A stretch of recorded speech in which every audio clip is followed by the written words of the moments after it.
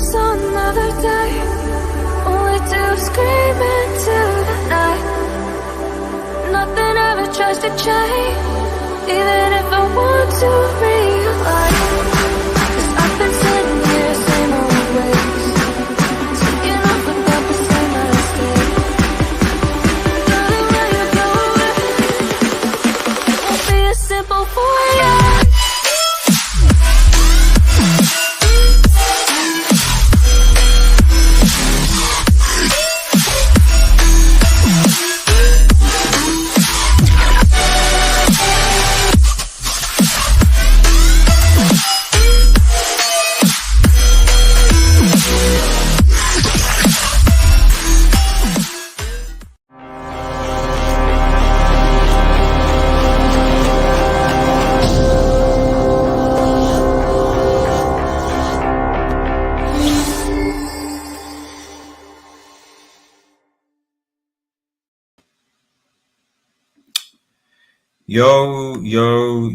Yo, guys. Old Man G here, back again. If I'm honest, a match reaction that I wasn't really expecting to do. I have been working today, and I was hoping that I would just do just to record it. We won, or even a draw or something, just a small video, and then basically just sort of just head to bed. That was it. I'm going live from the show because am I really shout out to Luca in the chat as well. But if anyone wants to come on, it's in the street. It's the stream link is in the chat. If anyone wants to come on, so please do. But I'm going live because I think this is a good idea to sort of set the precedent for the season going forward. I think this is a very good place to start in what my expectation was, because there were a few people that was saying that I was quite negative in the stream yesterday. That I was quite negative. This team has got top 4, top 5. It should easily compete this coming season. I'm not sure about Spurs' team. I'm not sure about this team. We need to stop thinking about Spurs, Arsenal, Man City, and all those teams. And we need to start thinking about teams like Brighton, Newcastle, West Ham, even looking at a team like Fulham. Manchester United are in a crisis. And while I appreciate that Ten Hag is a tactician, it's a good manager, I don't doubt that at all. At the end of the day, there is a limit to what you can do with this squad. There is a limit. Okay? The score that you see here is Manchester United 1, Brighton 2. Okay? Blake Football, thanks for the win, Mont United. I think Blake's a Brighton fan, I think. I think he is. I'm not entirely sure. But shout out to you, Blake. I don't really know what I can say really for this team, because, like it says in the title, I'm tired. Like I'm tired. Like I don't know what else there is to say, because it's not unexpected anymore. This is just the nature of Manchester United. People, you can't blame Pogba. Pogba's not here anymore. Ronaldo wasn't on the field, for example, so you can't blame Ronaldo. You can't blame Eric Bailly. You can't blame you can't blame Matt. You can't blame these players. Okay, they're not there. You can't blame Oli. Okay, you can't blame Mourinho. Okay, they're not here. Okay, You can't. So it has to be, and you can't blame Ten Hag because he's just basically just turned up. Ten Hag is a good coach, but this is going to be a big, big, big job.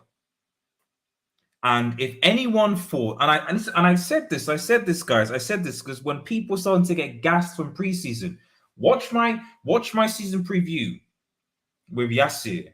Watch my match review. I've persistently been consistent. I said I am not confident at all going into the season. In fact, I predict United to finish 8th. That was my prediction. I predicted that Manchester United were going to finish 8th. Quite frankly, there's just nothing. Nothing. What? The team is still the same. Okay, Malacia and Lisandro Martinez are going to need time to gel in this team. Malacia didn't even start. It was Shaw, who I think is finished anyway, and who I don't actually understand why we still persist. United seems to be the only club where we still think that players who've been in the club for 5 or 6 years have not performed can still maybe turn it around the following season. We still have players going back to Van Gaal in Martial, Rashford, and Luke Shaw. Martial's injured again. Surprise, surprise. Rashford is just bad. And Shaw is there. They've been here for 5 seasons. Maybe even more than that. Probably more, actually. 2 under Van Gaal, I think, or 2 Mourinho, 2 Fiore. Yeah, 7 seasons. Nothing. But you know what? Ten Hag's going to come in and sort it out.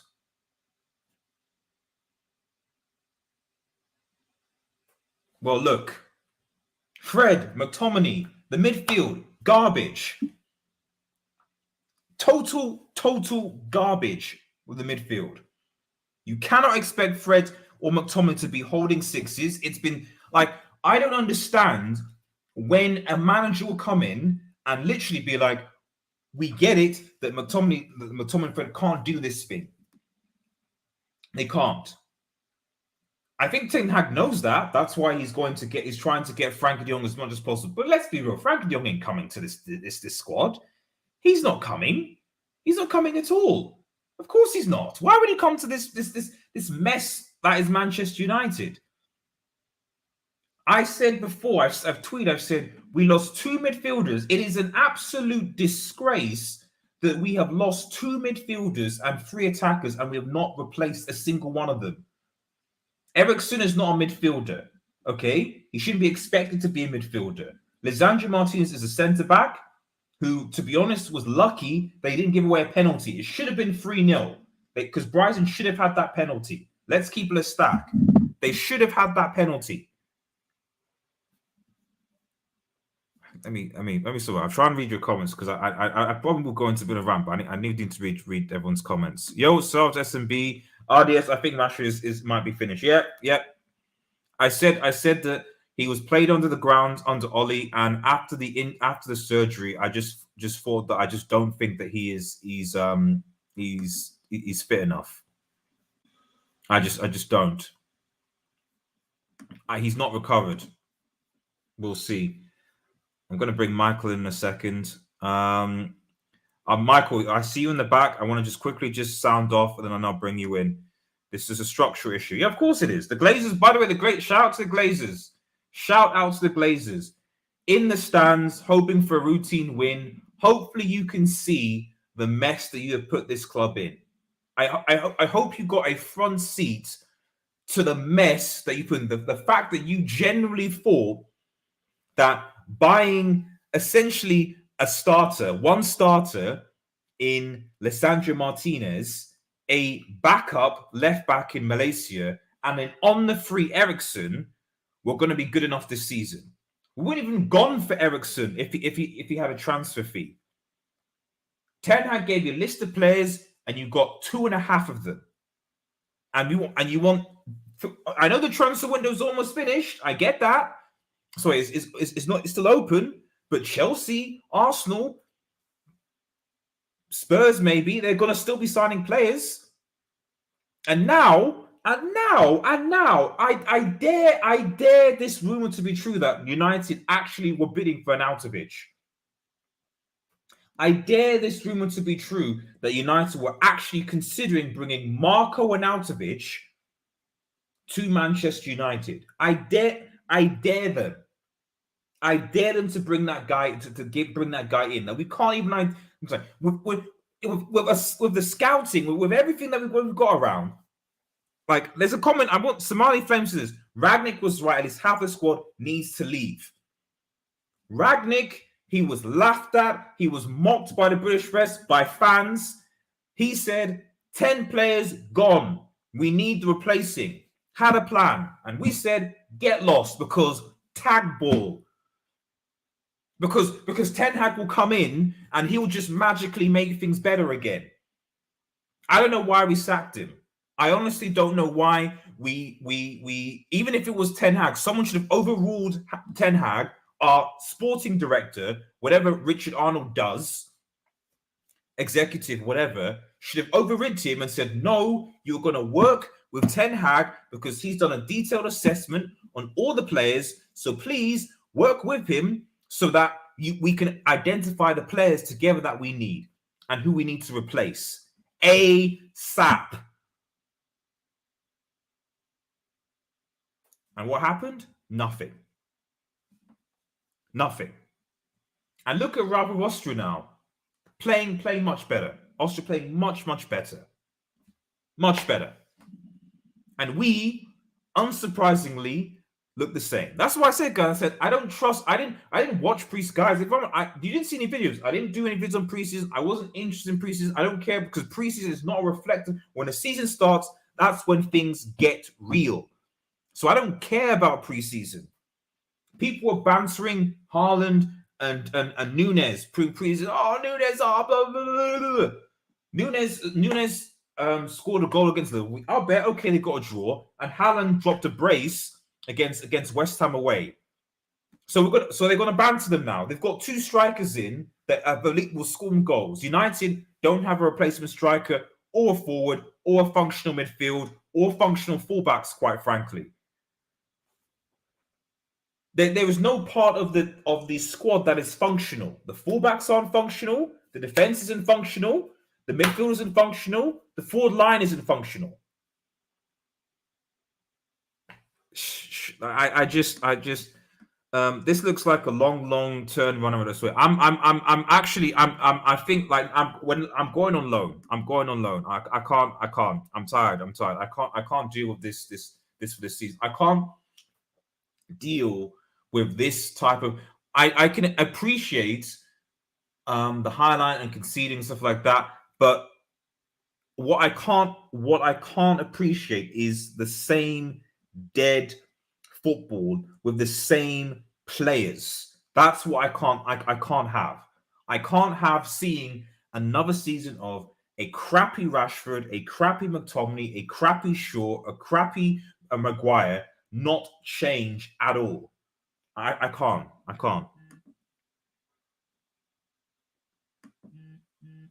It's bad. I told Rashford is no striker. Of course he's not. McFred can't pass for that. Of course they can't. Brian, we deserved the win. I played them. Oh yeah, Blake Football Me is a Brighton fan. Shout out to you, Blake. You should have DM'd. We should have done I was trying to find a Brighton fan to do the match preview together. So, are you on Twitter? DM me next time so I can get you onto the reverse preview, man. So, because I was looking for a Brighton fan but couldn't find one. So, we deserve the win. Absolutely. We have played them tactically. Offensive aspect, we were creating pro signs of play when we were clinical. Once we were compact, we should have had a penalty in McTominay red. Absolutely agree with you. 100%. And you know what, bro? I will go one step further. Manchester United, was it Moises Caicedo? Manchester United were linked with him from 5 million that you signed for. We were linked with that. We were linked with him, and we're like, nah. We don't need a midfielder. We don't need that type of midfielder. We don't do that at Manchester United. Brighton picked him up, and he basically destroyed our midfield. Not that that's difficult, really, Like even Joe Linton at Newcastle destroyed our midfield. Like destroying our midfield is actually not difficult anymore. Like it's really not. So congratulations, you're like Brighton. Shout out to you guys. Shout out. I feel sorry for Ten Hag. No backing spent for Ollie, but not for exactly. He's not been backed. He was tricked to come to Manchester United to do a rescue mission, and my worry going forward, because at the end of the day, listen, like it is very possible that Manchester United after 3 games, because we're not going to beat Liverpool. It's Brighton, Brentford, Liverpool. It's very possible that United take 0 points from 0 from 9, because we've got Brentford away and we could lose still. We beat them, I think, twice, maybe. I think possibly. So I expect a dub at least. But it's possible that after 3 games, we've got 3 points from 9. Because we're not beating Liverpool. We're not. And I posted a tweet. I said to someone, I said, we have Liverpool in under 2 weeks. And if you think this team is not going to hold at least 7 to Liverpool in 2 weeks' time, be prepared. Hey, man, I'm going to tweet that out. As soon as I'm finished, I'm going to say, if you are not prepared for this team to hold 7 to Liverpool at Old Trafford, be prepared. This same team, be prepared. Just be prepared. Manchester never gone to Euros, no surgery, missed the pen. Now some Manchester has killed his career in the conference. Yeah. And I'm sorry, that's on him. That's on him, because he should have known he wasn't going to be regularly playing. He should have made the executive decision for his career, knowing that like there's always going to be a World Cup coming up soon. There's always going to be a Euros. He should have said, "Listen, no, for the sake of my career, I'm going to get the surgery and I'm going to rest the weekend and train and get better." That's what he should have done. Instead, he went to the Euros, did absolutely nothing, wasted that time, came back, rushed surgery, took him out of season, tried to get back into the season. Solskjaer played him, and it's just ruined. It's garbage. It's garbage, guys. It's garbage. Big up RDS and all in chat. Terrible result. The ignorance of this board and even Ten Hag to launch Ralph's intel on his players is horrendous. They laughed at him. They said he was a German. He didn't know what he was doing. You know. So I'm just gonna. Yeah, I'm not going to financial. I will read Western because I'm just going to bring in. Actually, let me just go. I'll bring in Michael into 1 second. Let me just read a few more comments. I'll bring Michael in. Maguire cannot start, but he is. Unfortunately, Samasi, he is. Los Blancos Studio. Yep. It is Los Blancos, man. It will be. I still want Ralph back. I knew he knew his stuff. I want Ralph back as well. I love the way that Ralph started initially because I could see what he was just trying to do. Ralph actually would work. If Ralph got the players, the fit players to press, Ralph could do fine at Manchester United.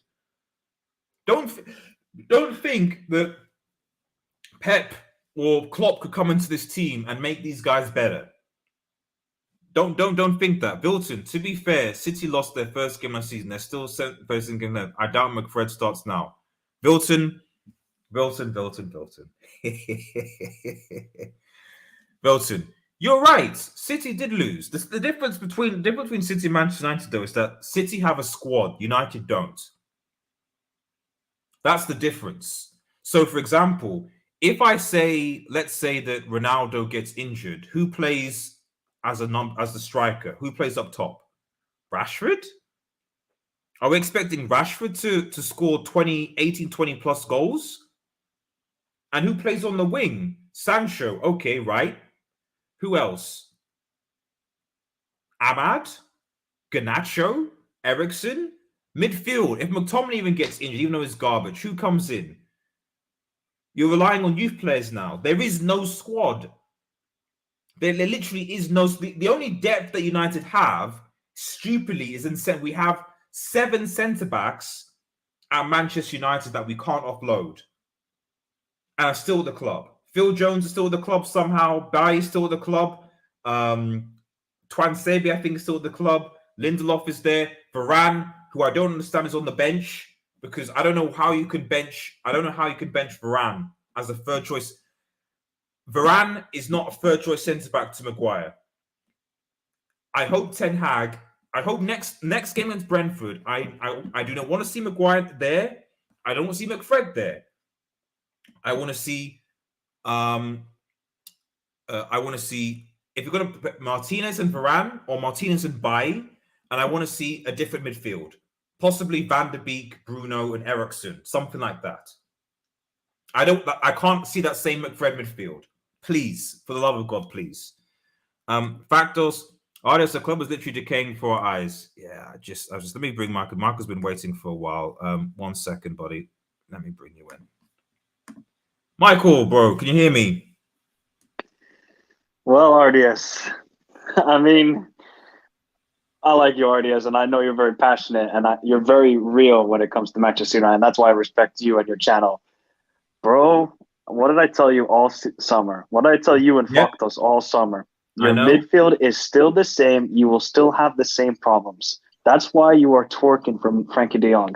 And it was evident. Oh, my God. It was so evident that midfield cannot do anything. And it's the same problem. Until you get some proper midfielders, okay, then we can talk. Now, with McFred, and it doesn't matter if it's James Garner, Eriksen, these guys are good, but that midfield has no structure.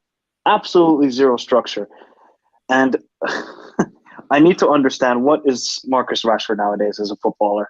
Or is he even a footballer? That's the biggest question. Because, look, the guy does amazing things off the field, and we're not criticizing any of that. Mm-hmm. On the field, he missed 2 great chances today. Can you imagine? Ronaldo gave a great pass, and RDS, you and me can finish that. That's like 10 yards out.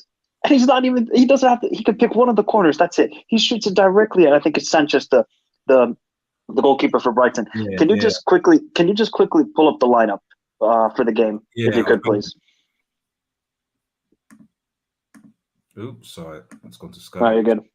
There we go. So okay, so the only criticism I have for Ten Hag today, because I know I think he understood today. Oh shit, I'm in a much more difficult situation than I am in. Why are you playing Christian Eriksen at the false 9? That is just that. Eric, I understand you don't have any strikers, but Christian Eriksen at the false 9, you know what would have been better? You play Fred and you play Eriksen as the 2 8s. You play Bruno at the 10, and then you play, I don't know, I guess Rashford striker or Alonga out wide. That would have been better, in my opinion. Exactly. Even if I'm honest, I would even try Garnacho, to be honest. Exactly. What's the worst that could happen, given what Garnacho has done? You know, in preseason, etc. Some people even saying bring in Savic and Iqbal as part of the midfield. And I'm thinking, but could Savic and Iqbal's Young be any worse than Freddie McTominay? Really? I don't think so. They certainly have more. I don't think so either. You know, they're not. I'm not saying they're world class or anything like that, but they'll certainly have more technique than those guys. Like, yeah, definitely, and that's what you kind of look. It's I told you, you're going to go through an up and down sort of season as a Manchester United fan. You're going to go through ups, and you're going to go through downs. What you need to understand I'm worried about is Liverpool, Michael. I'm very, very worried about Liverpool now. Like, I know you are. Yes. But if you see my AVI, our midfield play was like that on the weekend. I would kill to have Liverpool, even Liverpool's midfield now, though, and that's ironic because you guys are like, oh, Henderson's this, our midfield isn't good. United's in a position where I would actually kill to have Liverpool's midfield right now because it's still superior somehow to United's. Now, Blake, so I see Blake because Blake is a Brighton fan. I actually didn't know, so I'm going to bring in Blake in a second here. Blake, buddy, as a Brighton fan, man, how are you doing? Feeling good. Thank you for the win. I'm sure you are. No problem. Bro, break. If you watched my season preview and my match preview, I knew this was coming. I was not like I was not the United fan. I was like, yeah, we're gonna smash Brighton. We're gonna do this. We're blah blah blah. No, I was like, no. This team is more or less the same as the same team that got pumped by Brighton 4-0. Why would I expect a different performance just because they've signed Ericsson, Alessandro Martinez, etc.? Graham Potter is a good coach, and he's more familiar with the Premier League than Ten Hag is, obviously. So he's got an organised Brighton. Yes, you don't have Basuma and what's his name, the left back, Keller anymore. Cucurella, sorry, but that doesn't mean that this is a garbage team. We need to be careful. And we weren't careful. So there you go. But just general thoughts in the game and your view on United mess, but also obviously how well Brighton played, of course. For me, I'm gonna talk about the United. Yeah, I mean, I don't know why Eric Ten Hag was playing Ericsson as like the false nine. He's a number 10, like attacking midfielder. And then with Malacia, I think you should have started Malacia.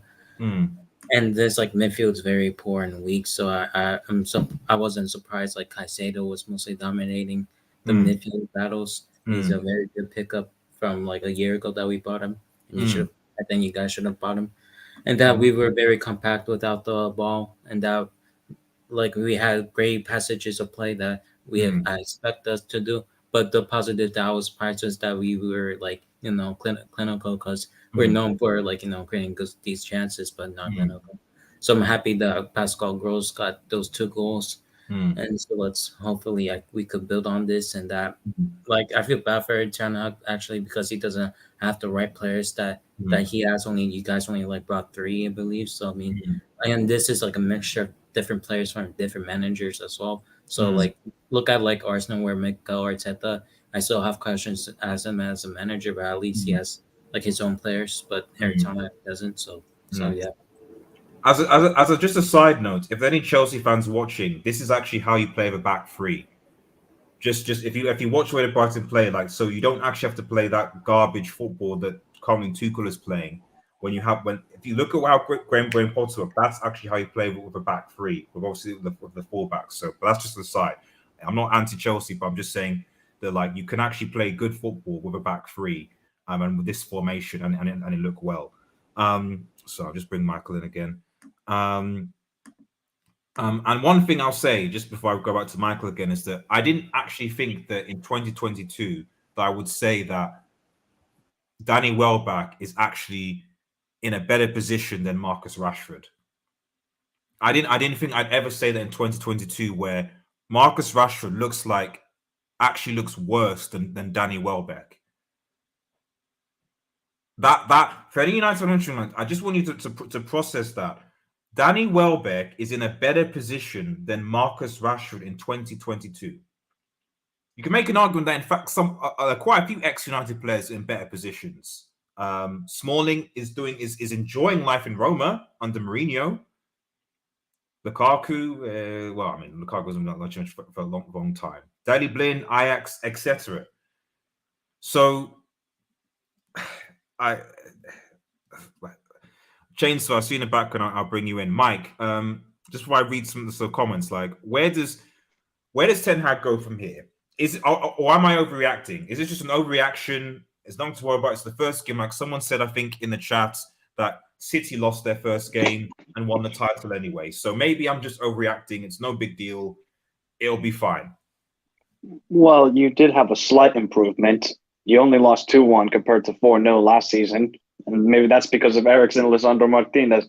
But look, your squad depth is not good enough. Can you imagine that with the Manchester United team? RDS, I remember back in the day, the players you brought off the bench like Carlos Tevez or Berbatov or these sort of guys. You're bringing on kids. Where's the squad depth? That's why I need to understand with Manchester United. Like you talked about, you have 7 good center backs, I would say. Well, except for Maguire. And your forward line is non-existent. It's absolutely non-existent. And your midfield the squad depth there is terrible. Like I told you, RDS, you're in for a long rebuild. This is like Liverpool back in 2010-11. Like we were terrible. We had no team, and it took a couple of seasons to build a squad. It's going to be the same thing with Manchester United. You're going to have to get rid of the deadwood, keep the players that Ten Hag believes in, and just have to trust it. It's some some bad times are going to come to Manchester United, unfortunately for you. But I mean, obviously, I'm going to laugh about it as a Liverpool fan. But I'm trying to not be, not trying to be. I understand. I get it. You know, so like rival fans should laugh, and rightly so. Yeah. They're entitled to do so. You know, so Shane. So before I bring on, just read some comments. Sorry. Tabitha says United thought Frankie was the answer. I still don't get why you guys didn't move on. Plus, change your plan, be in all sorts of normal clubs because Young alone doesn't fix midfield. He'd be Pogba 2.0. Absolutely, I agree. I don't know. I don't have any answer to that. I really don't. I don't. And Sui, Antonio Arias, I'm so sorry, bro. I'm actually looking forward to our Serie A preview. I'm looking forward to. Like I'm already on loan to Madrid. When sooner leagues, I'm on loan to Madrid. So that's been confirmed. Perfect. Perfect RDS. Perfect RDS. I'm gonna go watch Real Madrid on Wednesday. So perfect. I'll give a report to Los Blancos studio. Sorry, my mic was cut out, but yeah. Please do, because what is it? Bruno had a good game. I'm assuming I'm being sarcastic, Abbas, man. Bruno is done. Bruno is. No one had a good game. Bayern made more signs with better squad. What is wrong with the board? What does Richard Arnold do? He has pints, Massey. That's what he does. He has pints. The players are the problem, but give Ten Hag time. Sorry, there's a lot of comments, guys. I'm not going to read absolutely everyone unless obviously just super chat it in. So, but just the ones that are highlighting. Hola, Paul says very poor display. I'm glad Ten Hag called it out, but what can he do about it? Bruno in the Brick Academy, absolutely. Yes, I've seen Arnautovic link. God forbid, bro. God forbid, man. Really, Graham Potter is that dude. Ever should sign him. See, Samasi, you're on point here. If Graham Potter was England manager with this talent that England have, I actually think England could win a World Cup. I don't want to overhype, but they could at least be close to challenge. I even think still, if he was the manager at the Euros, we actually would have won the Euros. Audius, do you think he's the best English manager in the last 2 decades? English. I'm not talking about British. English. Because there hasn't been a lot of good English managers. I think we need to see what Eddie Howe does with Newcastle. I did watch the Newcastle game. Newcastle played very well against Forest yesterday. Very, very well. So I think we need to see, because Eddie Howe had a Bournemouth side that wasn't that great and was losing players. With this middle team, it'd be between him and Graham Potter. I'd edge it to Graham Potter, so to us, but I'd be interesting to see what Eddie Howe does with this Newcastle side, because they do look really, really good. They look much better than Manchester United. Like in fact, I don't think I wouldn't be surprised if United finished below Newcastle this season, like at least mid-table. You know. Let me just bring in. Chainsaw. Let's get rid of that for 2 seconds. Chainsaw buddy. Oh, there's a lot of people coming. Eddie's. Everyone's coming in now. Everyone's coming in. Guys, Eddie, Chainsaw, everyone's here. There we go. Yeah, I can hear you. You're just start speaking. I don't know if you're. Yeah. I'm all right now. Yeah. Okay. Yeah, good. You're good. Okay. I'll come to Chainsaw first, and then Judy, because Chainsaw's been waiting longer. Chainsaw, I know you're a Liverpool fan. Cool. Can you at least be reasonable? I'm gonna be nice. I predicted a 2-2, but I also predicted that Brighton will have a good season, only because Potter's like top 3 managers, I think, in the league. I think he's better than Klopp in terms of attacking football. Klopp's just one-sided. He's so one-dimensional. At least with Potter, you get an actual manager that has tactics in game. He could make sure his players have proper possession of the ball, and then there's an actual pattern of play, unlike cross it in and hope, which Klopp keeps doing. So I knew Potter was going to do amazing with Brighton. So this is expected. I mean, this is United's level. You'd be lucky to finish 7th in this league. You guys are finishing 10th, in my opinion. Brighton's going to finish above you. West Ham is going to finish above you.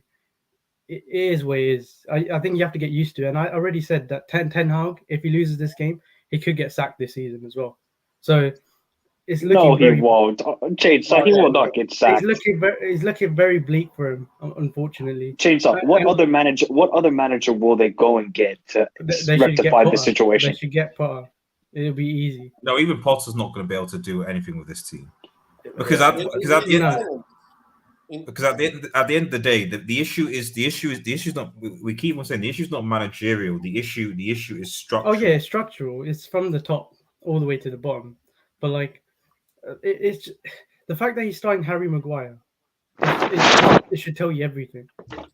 Like, Harry Maguire should not be starting for United. And he shouldn't be. You have Varane. Start Varane and the other guy, the new centre back, Martinez. Martinez, and you guys will do a lot better. It's the same mistakes as Ralph, as Oli. I don't understand what this Ten Hag hype was. You see, I don't get why they've ignored Ralph's intel. Surely there's a big dossier that Ralph has made in terms of knowing that Maguire doesn't do well in the high press. McFred, they don't have the initiative, they don't have the composure, the finesse. Are your connections? Eddie, your connections a little bit. I think try coming back in and out. Back out again. Yeah. All right. Okay, I'll bring you out. So, Factos, you were obviously United fans. Very optimistic, in fact. How are you feeling now, Factos? Are you? Yeah. Can you guys hear me? Yeah. Or are you worried? Can you guys hear me? Yeah. All right. Yeah, we can hear you, buddy. Yeah. RDS, man. Shout out to you. Shout out to Chainsaw. Shout out to everyone. Listen, guys. I was at the stadium today, man. I was actually, it's weird because all week I just had this weird feeling that we were gonna either draw or lose the game. And I'll be honest with you, man. In the first half of the game, it reminded me of LVG. Like, we were so awful, man. I don't even think we had a shot on target in the first half. There was maybe like crosses that the keeper came and collected. Wait. Factos, there's something like rubbing against your mic or something. You've got a phone mic or something. It keeps on rubbing against when you're speaking. Yeah, it was my AirPods. I've just taken them off. Okay, that's better now. Go on.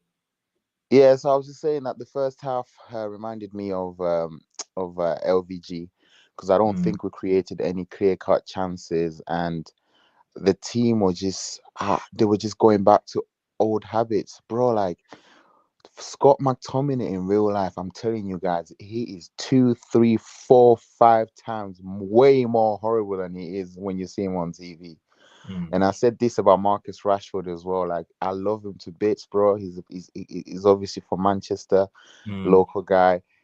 He's done a lot for the community, but I don't think he's gonna make it, man. I don't think he's gonna make it through this Ten Hag regime. I just don't see. He can't. He seems to have lost the confidence. He can't beat a man anymore, and he should have buried at least 1 or 2 of those chances he had at the far post.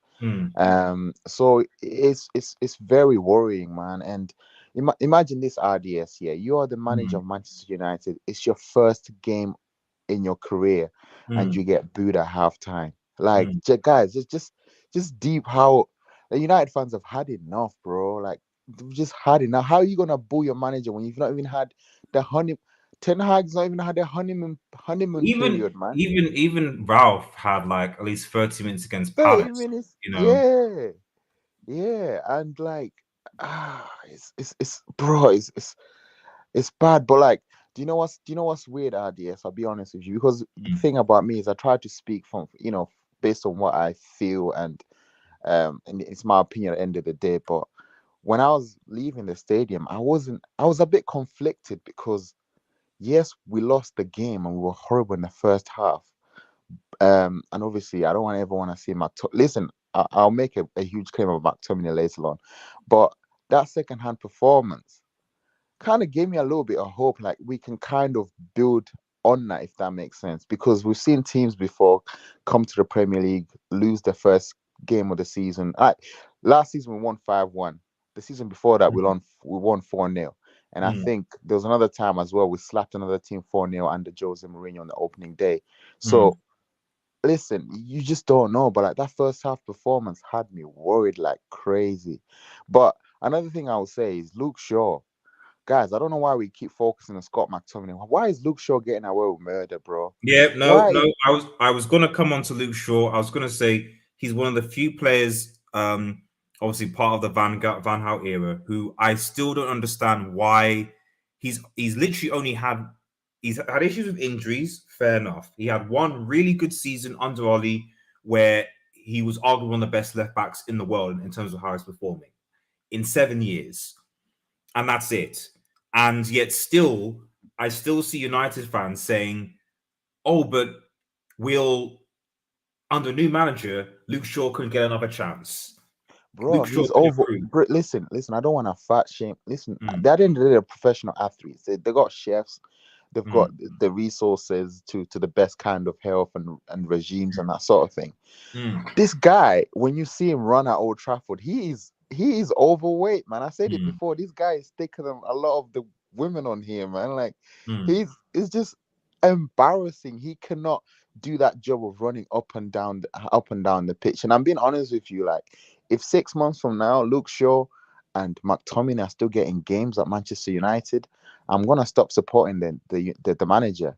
And that's just my humble opinion, because you cannot. The message. But the thing is, Ralph, what is the coincidence that you now have 3 managers in a row still picking the same players? That's not a coincidence.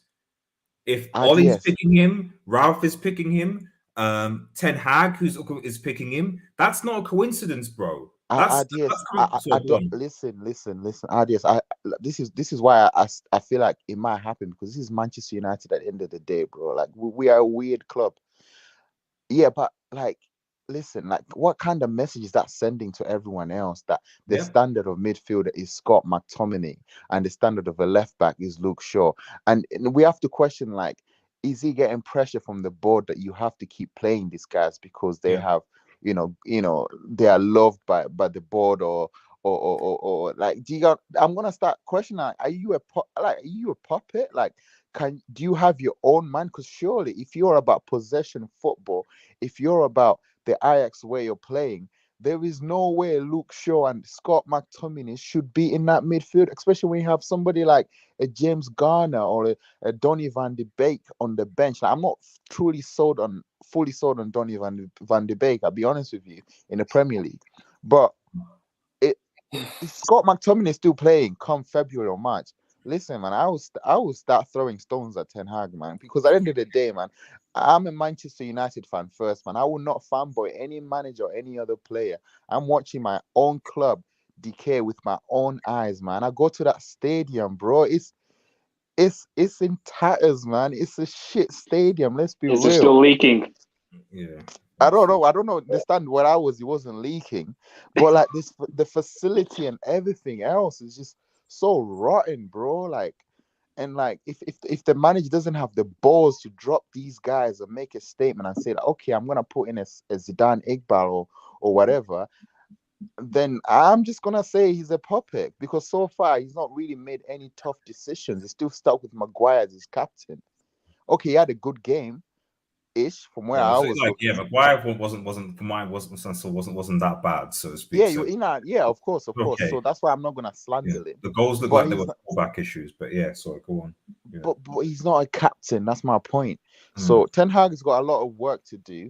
I'm gonna give him a bit of cut branch because the board haven't supported him, but then he's not helping himself by having Luke Shaw. I'm sorry, man. Like, I know where that guy gets his shawarmas from, man. Like, he needs to stop doing that. He's a professional footballer, man. Well, at least in Luke Shaw's case, we have Malacia, who I suspect will start from now on after that performance. Like, he'll come on as a youth, and I just want to go on. So shout out to Chainsaw Man. Thank you so much for gifting those memberships. I really appreciate your support, brother. And for obviously those who've accepted those gifted memberships and part of the RDS membership crew. So really appreciate it, guys. So I wish I could be happier. I'm I've just had a very long and stressful shift at work, and United have lost. So this combination. Yes, I had to do it just so you feel a little bit better. I appreciate.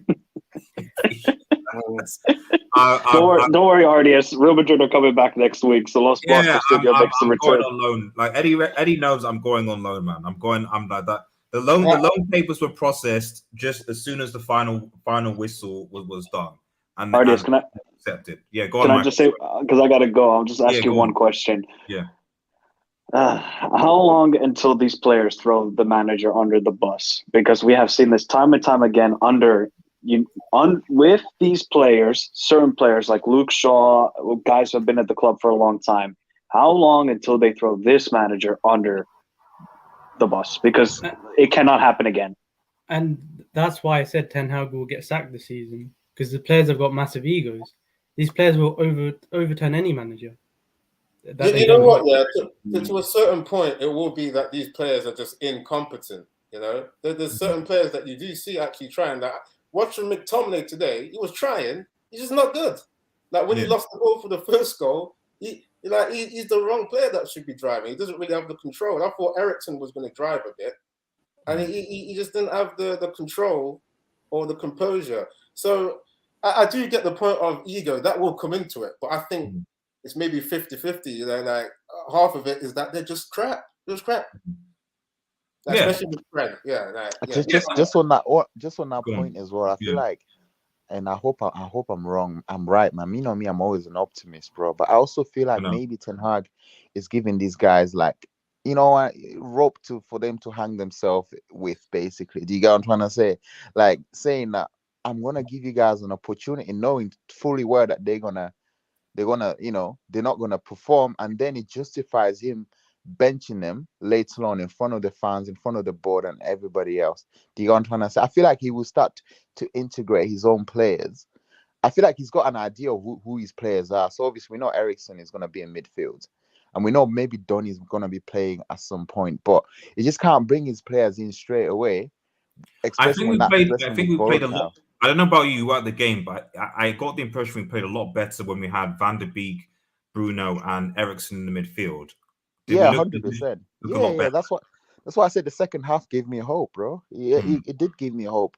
But at the end of the day, I don't know, man. Like, let's see where we are come game week 5 or 6. Let's see who's in the team and who's not playing, and then we can make an assessment. Because if them guys are still playing, Shaw and McTominay, Ten Hag is gonna be out of the job, bro. He's gonna be out of the job. Let's be real. It's gonna be an AVB. We could literally be with 9 points and 3, like almost like Arsenal. Although again they finished 5th at the end of the season, so you don't know.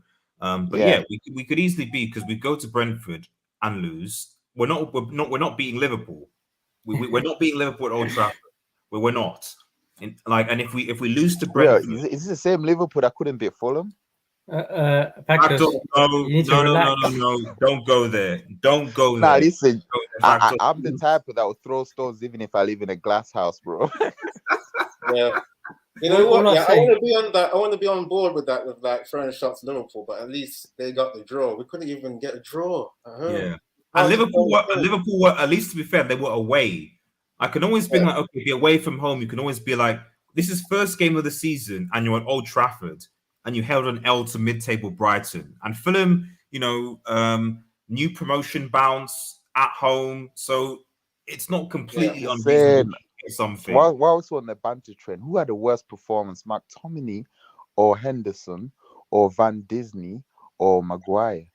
Who's Van Disney? Van Dijk. Van Dijk got spun by Arnautovic. Twice. No, he didn't get spun. It wasn't a penalty. But all right. I still need to see that. I missed that.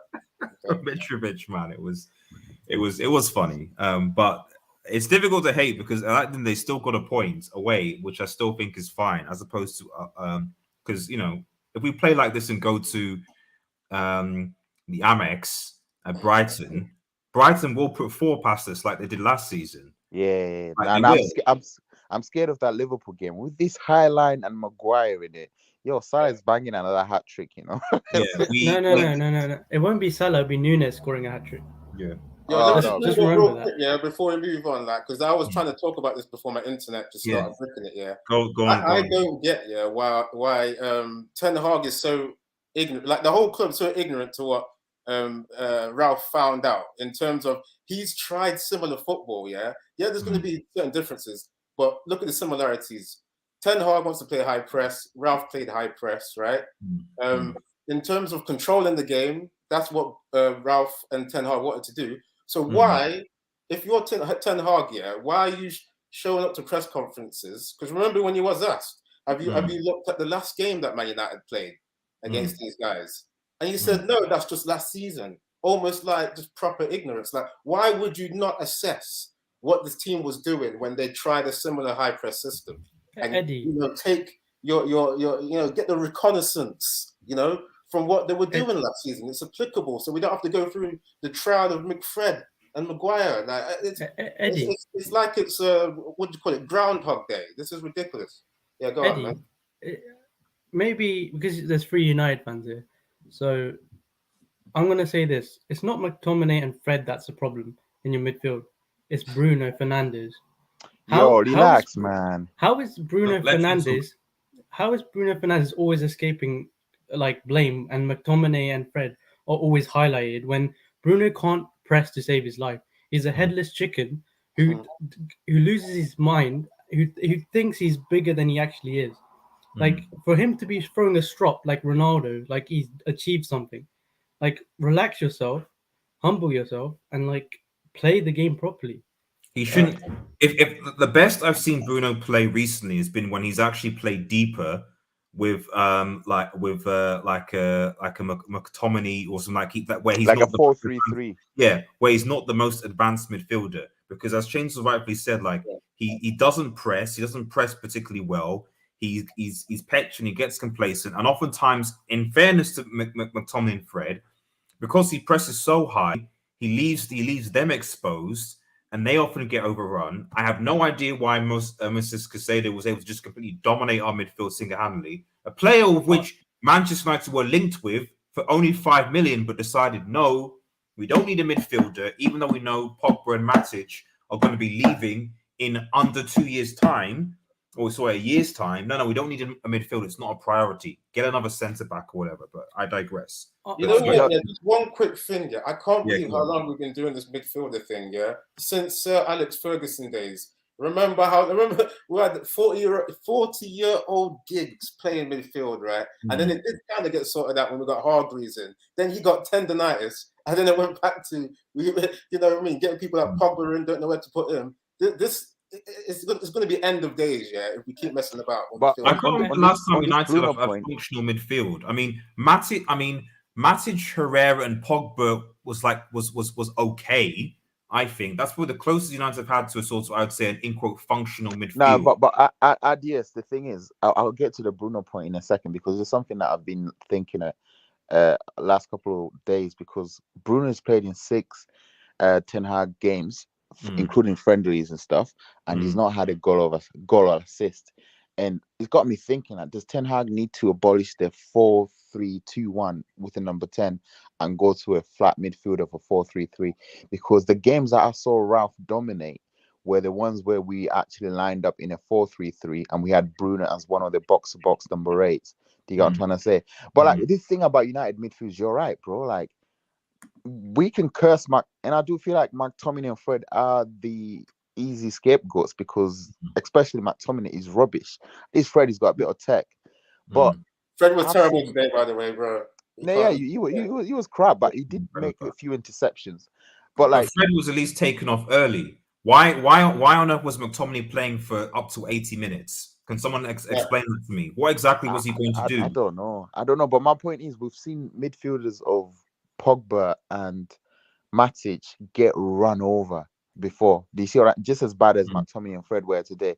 We've seen them last time we played Brighton, it was a midfield of Mata, Matic.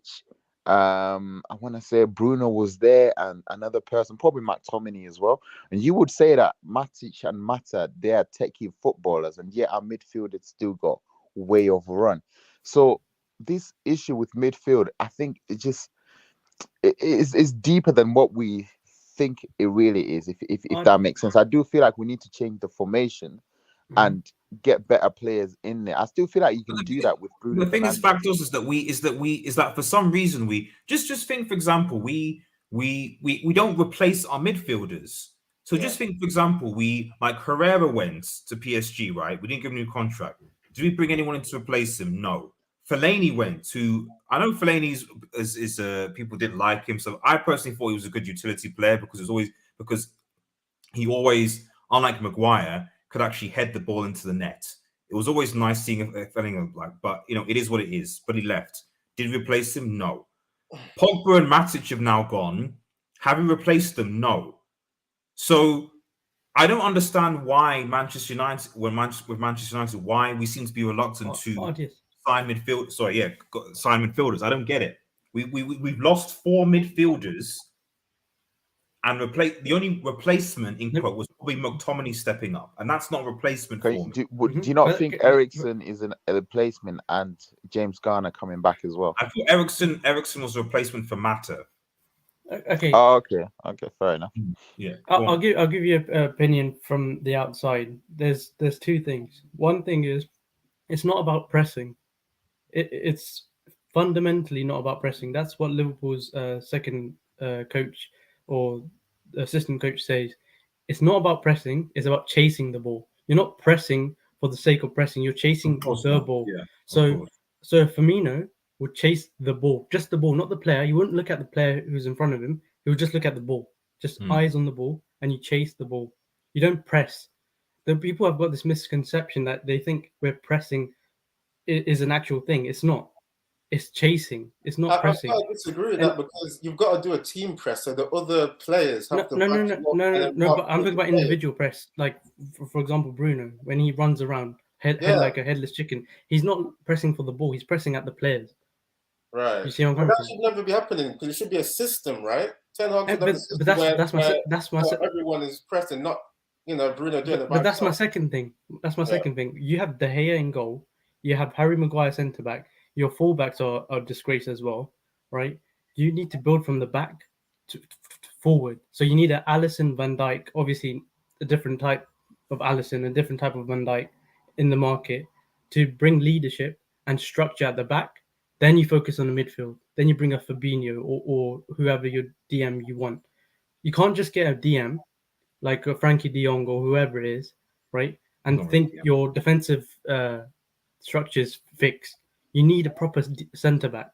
That's meant to be Varane, but Varane's turned out to be a fraud at the moment. And then De Gea's old. De Gea needs to go. So you're just gonna let that Varane dig go. I mean, he's injury. I know, bro. Like I ain't got the energy to fight. But he can't. His third choice behind Maguire, it seems now, which I think is interesting. So he would never get spawned by Mitrovic. That's all I'm gonna say. No, but okay, he's not a fraud, but he hasn't turned out how he should have. He should have been the guy. Bro, he's already won 4 Champions League and the World Cup. I'm saying at United, he should have been the guy. He should have been the answer, but he's not the answer, unfortunately, for you guys. So, and De Gea can't be your main goalkeeper now. What year is this? 2022, and De Gea is still at goal for you guys. So you guys have got loads of problems in your team, and you need to start from the back, then move forward. But Chenso. Right, sorry, Factos. Let me just quickly read some comments. I'll get back to the panel. So just because a few coming in, so yeah, obviously people saying about the Arnautovic link. If he comes in, I quit. Yeah, I'm not even going to go on loan. I just quit. I can't see another OAP striker, man. I'm not having that, man. I can't. I'd rather. I know I said this was be controversial, but I'd rather take a Gallo back than have Arnautovic. I'm not gonna lie. At least he's a Manchester United. At least he's a Manchester United fan. And he's passionate. Like so, but I'm not taking the guy who slurred racial abuse to someone and he's no thanks. Obviously players have to get used to Ten Hag's philosophy. Look, we lost trying to do things they're not accustomed to. You can't help but feel bad for them though if the results go south. There's no saving. Exactly. But it's still the same called Massey. Wasn't really surprised what we'll do today. Lost exactly. But that's what I'm saying. Also saying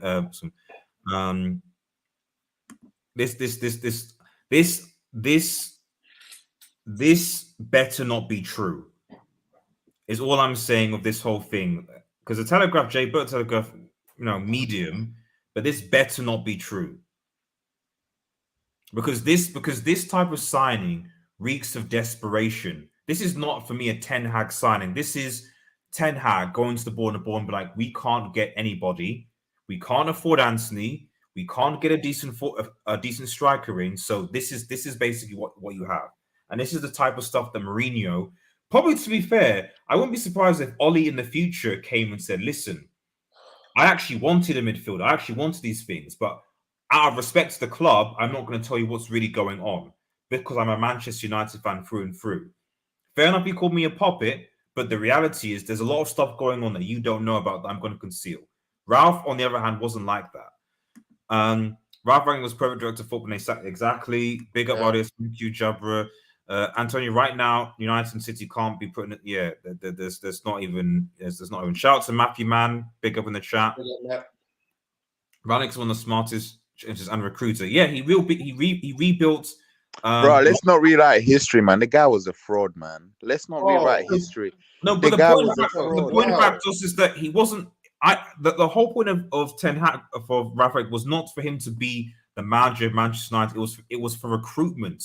It was for rebuild. It was for philosophy. But that comment says he's the smartest coach. You know what I mean? And recruiter. No, but can I just ask? Is that why you're saying he's a fraud? Because like he didn't get the because he's not a manager. He's just. He was way out of his depth. This is a big stat though, Factos. It's a big one, yeah. And I think we all forget it. Yeah, there was a 2-month period where Ralph got the team to create more chances than Man City and chainsaws Liverpool.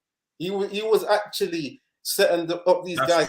That's true. He had loads of chances, man. He did have a chance to where it was like, okay, the players have got to eat in front of goal, yeah.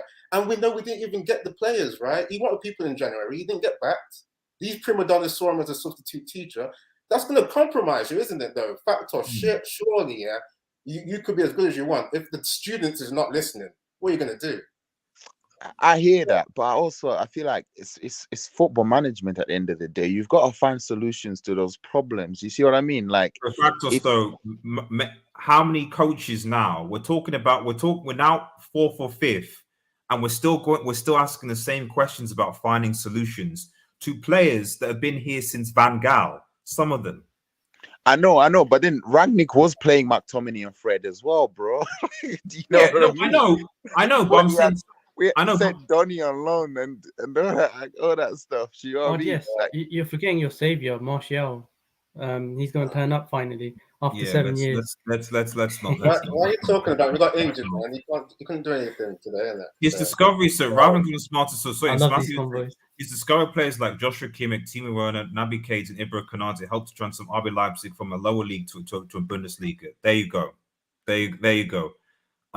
Yeah, shout out to you. I told you to. You did. Roy from Rossonari TV, man, thank you. And stay tuned, guys. We will be doing our Serie A predictions next week with Roy and Antonio. They'll be on the show. It's going to be good. Yo, what's up? What's going on, Celso? How come he didn't play from first minute? Because Ten Hag thought he wasn't fit. And to be honest, when he came on, I don't think they made that much of an impact. It was okay. He runs though, like they don't pick out the team doesn't pick out his early runs. They never do. He was trying. And remember the chance he created for Rashford. No, exactly. Yeah, exactly. He did something, innit? Long live Lucas on mobile.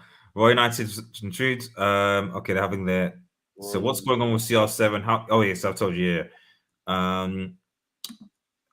Ilya, what I said, play Maguire, Shaw, McFred, you're gonna lose. I'm not surprised, of course. Eddie, who you put it says, well, but like prime Michael today with all those runs. Yeah. I told Eddie, I said, I didn't think in 2022 there'd been a situation where Danny Welbeck is actually in a better position than Marcus Rashford. Danny Welbeck could be called up before Marcus Rashford. Oh, we'll see him in England. 2022, bro. Do you think you'd hear that in 2022? No, it's sad with Rashford, bro. And like, do you know he's coming towards the his contract is expiring next season, so he will be due for a new contract this season. If this is what I'm saying, these are the things that if the club does that, I will go in on the manager. Well, they gave Bruno a new contract, didn't they? For what? Yeah, to be fair, Bruno deserved it. He banked 28 goals the season before last, and he was okay last season. But Rashford did Jones deserve his contract extension, Factos? No, that's a long time ago. But my point is, nowadays we're hearing that Ten Hag is gonna have the veto on contracts extensions and that sort of thing. He made sure that was in his contract when he signed for United. If Is that Rashford keeps 100%? performing like, Is that 100% or just rumor? that's what was reported back in April, wasn't it? And you notice that in this season's transfers, they haven't gone for the club scouting, they've gone for Ten Hag scouting. So you can tell that he's having a huge influence on the transfers. But yeah, if Rashford keeps performing like this, bro, I don't want that contract to be given to him. He should get a new contract. But the only reason, the thing is, Factos, he will get a new contract, and he'll get a new contract because he's an English player. Yeah. So it seems like it may be finished, with that. I think with that confidence that he lacks now, it's merging with his gone football brain, because he makes wrong decisions, but stuff that he was doing before he's not doing anymore. So it's just like I think Rashford's decision making has always been poor. It's just the only thing is that we always used to say, oh, he needs to improve his decision making because he's younger. If he gets coached, with time, he'll improve. I don't think Rashford was ever an intelligent forward. No, but you can't say that, RDS, because he used to always have patches where he was on amazing form. Like he was giving you 15 assists, 20 goals a season. So when did Marcus Rashford score 20 goals a season? 2 years ago. Or 15 assists. Yeah, he did get 15 assists like the season before last with a broken back. I don't know whether he scored 20 goals after touch. No, he got 21, bro. You can check it. He got 21 in all competitions. In all competitions, yeah. Okay, maybe. And 15 assists. He got like 36 goal contributions. Like him and Bruno carried us. People forget that. Him and Bruno literally carried us for 2 years when Martial and Pogba were doing a madness. But yeah, like it's just, bro, like when I was watching him play today, man, I thought like him having a preseason, coming to preseason early, healing from the injury. It's still the same guy, bro. I'm sorry to say it. It's still the same Rashford for last season, and it's sad because at the age of 24, he's gonna be done at the top, at the very top end. Football is ruthless, man. Dele Alli, man. Look at Dele Alli, where he's at right now. Yeah, exactly. Well, we said Danny. Well, we also said Danny Welbeck, and Danny Welbeck looks better than Marcus Rashford right now. Yeah, but with Welbeck, it's always about injuries that prevented him. Do you get what I'm trying to say? What's actually quite scary for you guys is that I was thinking, could one manager like change the whole club? And obviously I have an example of my own manager, but the thing is, the scary thing is you've had a Mourinho, you've had an Oli, you've had now you have Ten Hag, you had a Ralph, you've had Louis van Gaal, you've had David Moyes, you've had all these managers, and they've all struggled because of the organization from the top. And the fact that they give contracts just for 6 months of good form. So Bruno does 6 months of great form. Here's a contract, Bruno, on the table, and bearing in mind the contract, the amount of money in the contract, increases tenfold basically, and it's like that's the worst form of management possible. I don't think any manager, even Pep, could like survive under this regime. So the only solution for you guys is a new ownership. If there's no new ownership, this will carry on for another 10 years possibly, and it will get worse because you won't just finish 6th. You'll start finishing 8th, 9th. I actually think we might be bottom table this season. Worst people say, sorry, I'm interrupting. So people need to relax because people didn't think that Everton were going to battle relegation last season. Like people didn't think that Everton were going to be at risk of relegation going into Everton season. No one thought that at all, and that's where they were. So people shouldn't think that Manchester United is such a bigger club that if they play like that, and they don't reinforce that they couldn't be in Everton situations, regardless. It won't be that bad. It won't be that bad, not yet. But like it could be like AC Milan. Basically, you guys are AC Milan. You're collapsing basically at the moment, right? You need someone to save you guys. But here's the worrying thing: you guys were number 1 in revenue like 4 years ago or 3 years ago, right? Now you're number 4. Now you're slipping to number 5 and 6. Barcelona are struggling because of revenue, and obviously debt as well, right? You guys aren't in debt. You got rich owners, but they're stingy owners, and your revenue is going down. When your revenue goes down, your transfer budget goes down as well with that, right? So you guys are going to struggle to even buy the players that you want. You can't buy your Neymars and Mbappe's. You guys aren't that level. You're not even the second tier. You can't buy a Sadio Mane level type player. Yeah, you see, this is why the Glazers, just to come in real quick, because like Chainsaw, you're making a good point. Like the owners have to change like their kind of framework of how they reward players, what kind of things to do. Because I heard that they sign players, right? They don't really know about the football. They sign commercial players, all this, and then they overprice their contract, so that they become assets of the club and they can be rated high on the New York Stock Exchange. Eddie. And then they can sell those inflated stocks to people and all that kind of shit. It's like you're not measuring the football. You just overprice. Let me come in on this. I don't totally buy that. Yeah, Glazers are bad owners. I'm not gonna dispute it. I feel like the worst thing about them is that they don't invest into the club and they take dividends from the club. But let's not forget that, prior to last season, even with them, we still spent over $1 billion in a transfer window. And as far as I'm concerned, I think we still spend the most money, the third most money in the last 3-4 years in the Premier League. So the club itself is sort of like a self-sustainable kind, from the money that we get from the commercials and that sort of thing. So I feel like that's on my point. But let me finish. They're spending, but they're overspending on certain. I get it. So the problem is not the problem was Ed Woodward and his style of recruitment and his ways of rewarding contracts to football players. Now Woodward is gone. We've got a new director of football in John Murtough, who is more about football than commercial side of things. Like look at what he's done already to the women's team at Manchester City. Look what he's done, how he's transformed the academy. Let me finish. Look how he's transformed the academy. Yeah. So I'm actually confident that under the tutorship of John Murtough, we're not going to be rewarding players' contracts just because we're trying to make money out of them. Listen, Factos, but here's the worrying thing. This is the most important transfer window for you guys. If you guys fall behind City, Liverpool, Chelsea, Spurs, Arsenal, you're not going to catch up quickly. Arsenal learned. Okay, let me ask you this, Chen. So, why is it? So people act like you can just press a button and just stop. Yeah, but bad habits. Like you got to give it time, bro. We've got Factos. Here's the worrying thing. 10 years now since you last won the league, and within that time, City have dominated. Liverpool have emerged out of nowhere. You have Chelsea that's still in and around that area. Bro, didn't your club just go 30 years without winning a trophy? But that's what's happening to you guys. Factors. What I will say to argument is that this. Okay, is look at Arsenal Football Club right now. Anyway, that's what I was going to say. Arsenal Football Club's issue right now, you can make them, is probably with Arteta.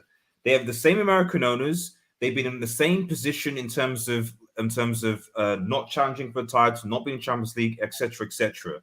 Mm-hmm. Yet somehow Arsenal's recruitment in the key position that they need to be has been substantially better, whether it's signing midfielders, signing defenders, forwards, whatever. They relatively supported their coach. They backed him. Arteta's one. I'm sorry to say this, bro. This is all on paper, bro. Like, let me see your tweets when United signed Henrik Mkhitaryan, Paul Pogba, Eric Bailly, and Zlatan Ibrahimovic in the same summer. Like, hindsight is 2020. We don't know what these Arsenal findings are going to turn into. You just can't get gassed by it, bro. Here's the other worrying stat. 6 years since you last won a trophy. Are you not seeing the pattern that's happening? But Chenso, please allow me to speak on this point, because listen, what's happening to Manchester United is not uncommon. We see a lot of big clubs go through periods of drought every like pretty much all the time. Liverpool just had one. AC Milan just had one. Let me finish, bro. Let me finish my point. Arsenal are going through one right now. Like, these things happen usually when like a figurehead at the club who's been there for 20 or 30 years leaves the club, and it just leaves like a massive vacuum or hole at the club that's so hard it takes time to fill it up. And that's what happened to United when Fergie left. That will happen to you guys when Klopp leaves as well. It's just normal, man. You're acting like it's out of like what's going to United. Audience, let me land for a second. The problem is factors is that like you need to put things into context. So when Fergie left, for example, the Premier League and the sheer competition of the Premier League is nowhere near what it is now. And I'm not even talking about the emergence of City or the emergence of Liverpool. I'm even talking about during Fergie's time, Liverpool spent more than Fergie in transfers. That doesn't matter. And they were still underachieving. Yeah. I'm not dismissing that factors, but you can't deny when you even put Liverpool, Manchester City aside, Arsenal, Spurs, okay, West Ham, Newcastle, etc. There are other teams. The Premier League is not where like half of the league are now relative scrubs that don't have millionaire. Most Premier League teams now. You could make an argument that during Fergie's time, the Premier League was more competitive. Let me just finish my point. 1 second. We need to remember the fact that most Premier League clubs have multi-millionaire to billionaire owners now. Why that's important is because unlike Fergie's time or pre-2010, when you could go to a Brighton and say, hey, take 50 million for such and such a player, and they'll have to accept. Most Premier League clubs, which they accepted, by the way. Sorry, Brighton accepted Cucurella money, didn't they? They did, yeah. But the point I'm trying to make is that like they can barter, and assuming the player wants to force to move, they're under no pressure. Most Premier League clubs, like Leicester were when they sold us Maguire for 80 million, to actually sell those players. Why? Because they have the financial backing from their owners and also from the Premier League to compete. And that's where we are in the Premier League. So that's why Brighton today can do what they did to us because they have the financial backing as well as good coaching to compete. So let me talk. Can I comment? Yourself, man. Let's let Chainsaw talk first, and then well, let's do one at a time. Here's the thing, right? Audience, you mentioned a great point with Newcastle because Newcastle are going to be the big boys in like the next 5 years, maybe 10 years, right? But here's my thing. Factos, do you remember when Klopp and Ancelotti were available for Liverpool around that time where you sacked David Moyes, where you had the opportunity to attract the obvious common sense answers to your solutions when Fergie left? United's board didn't go with the common sense answers, right? They made simple errors, picking the wrong managers when it was crucial to get the right manager after Fergie left or after David Moyes got sacked, right?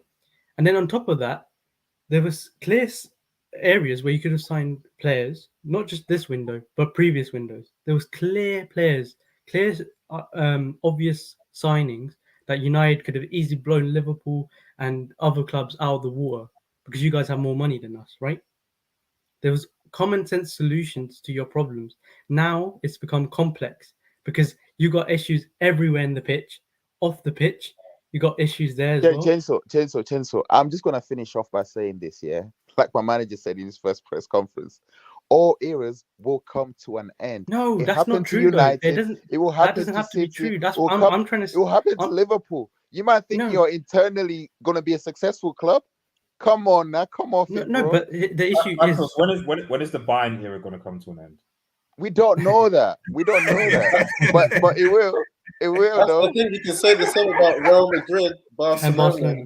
They keep coming back. Bro, like, are you forgetting the times when Madrid couldn't even get into the last 16 of the Champions League? We're talking 10 years in the wilderness, like Man United. Bro, they spent 40 years without winning the Champions League. 40 years. That's the Madrid heritage of European football. What about winning their league? I bet they're in and around that. Yeah, no, we're obviously doing it now, but they've gone through like 8 years without winning it, bro. Yeah, but Factors, you can't put your club's name next to Real Madrid and Barcelona, Bayern Munich, Why Liverpool, not? Juventus. If you are going to do that, then you can't make these mistakes. Your owners can't make. But Madrid were making the same. If your You're error, missing my point. But at that time, they didn't have. There was the Perez wasn't the He ownership. wasn't the Don Dada. But Yeah, Chance, but you're missing my point. no, I'm United are not in missing your that point. You're period. saying end of an error, but your error is not just ended.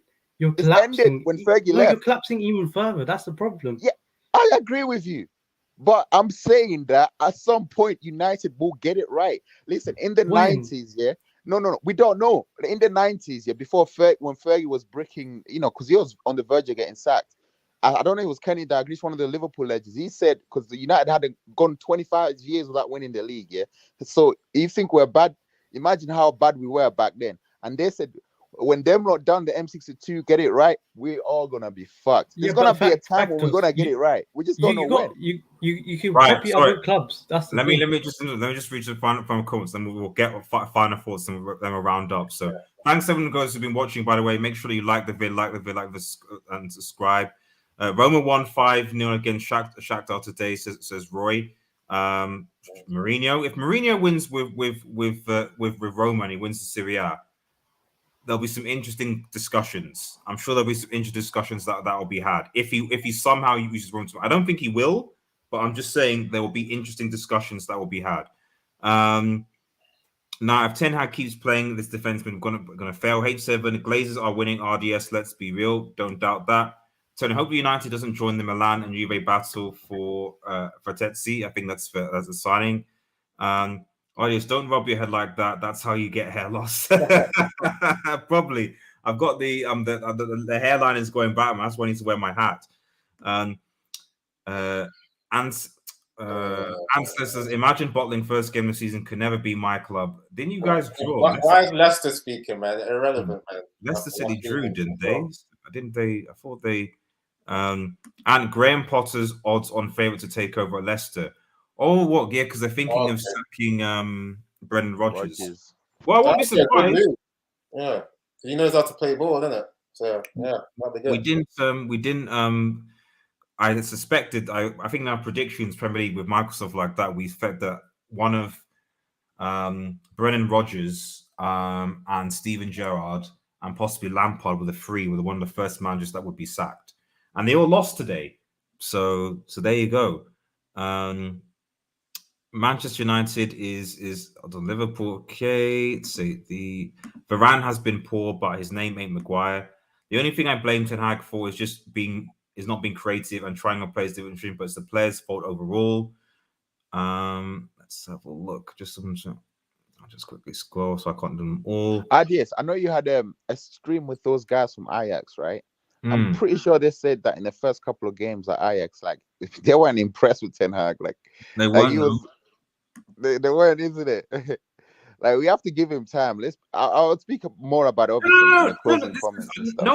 No United fan is saying that Ten Hag doesn't deserve time. There's no one's saying that it's on Ten Hag or Ten Hag should. I'm not saying.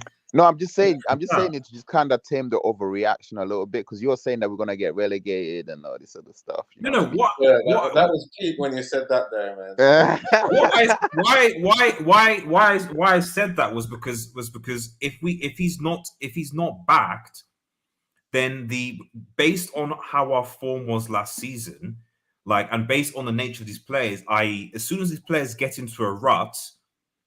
They don't have I think even Ten Hag mentioned it. It's like when the players go down, when players get concede, their heads go down. And before, what the concerning thing for me about this Manchester United squad recently is that,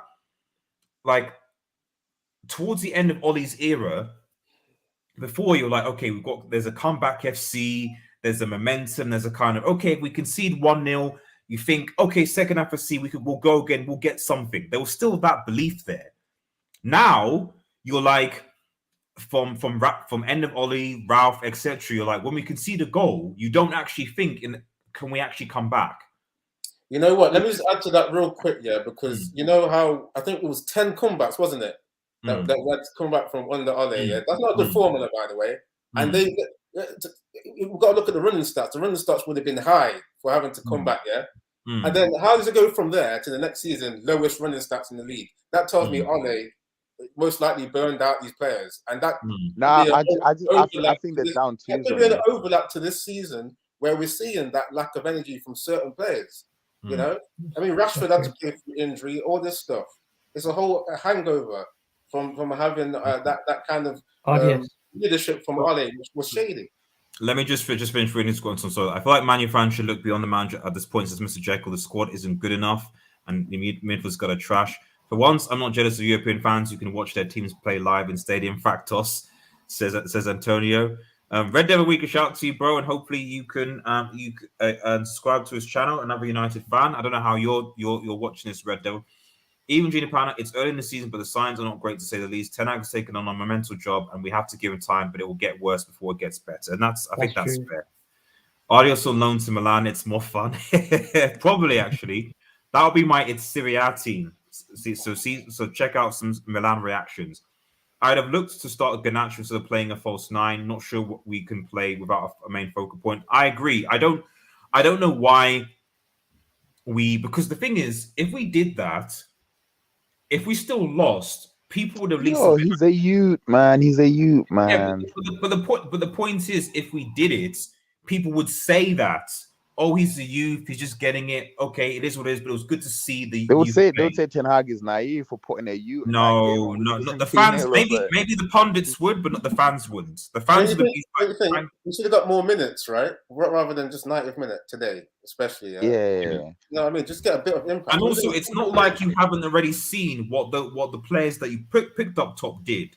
Like Garnacho, like Rashford has never ever been a good number 9.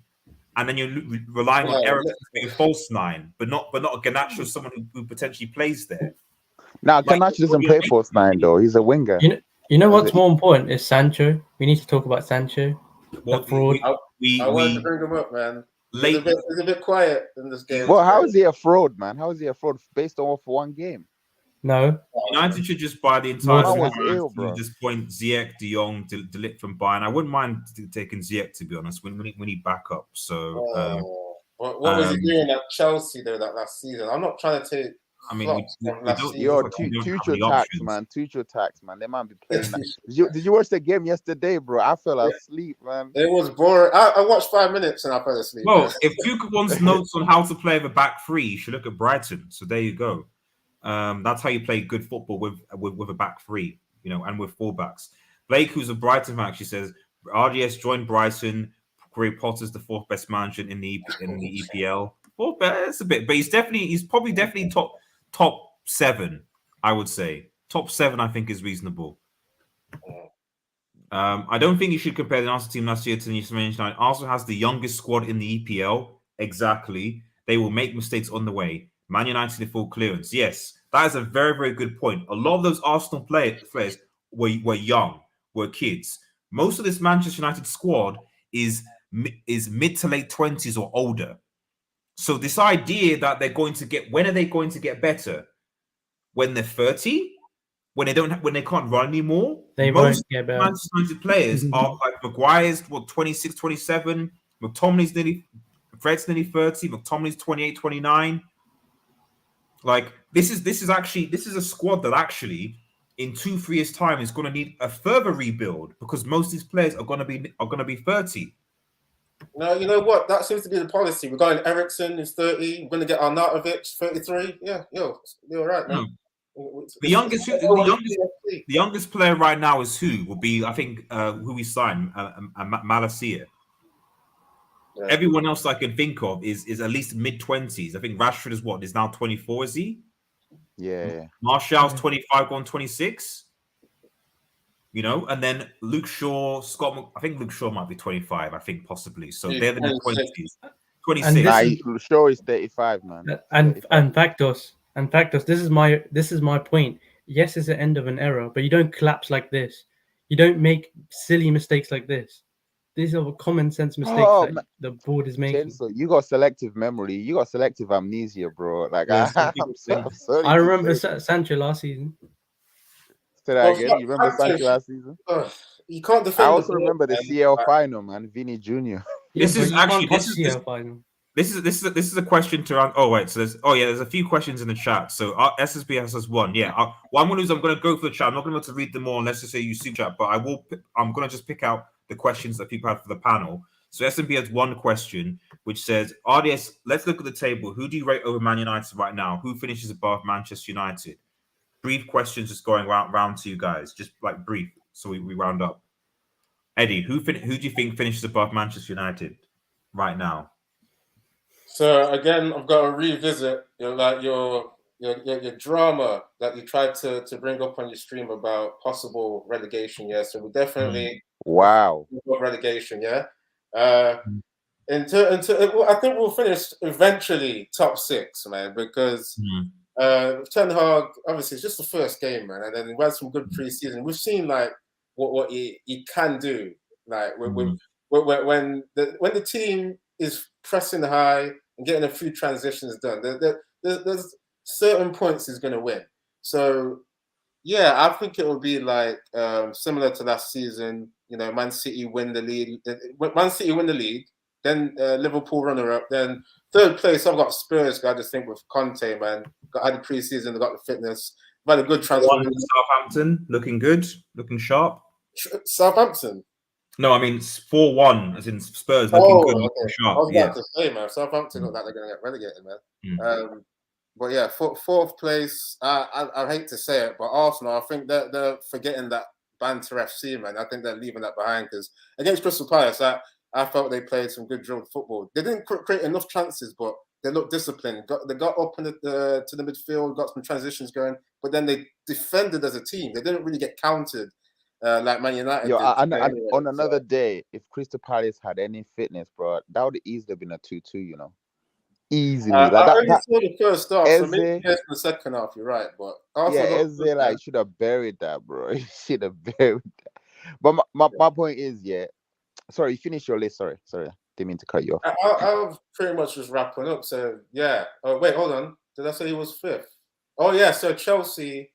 I think Chelsea get it together tonight because you know, I mean, Factos is saying 2 shell tax, yeah, but come on, we've seen how he's mitigated circumstances that club have gotten to win the Champions League, and you know they don't really easily just let in goals consistently. Yeah, they have like a sporadic game. The defense is much better than ours. Much better. Or something like that. Yeah, the attack though.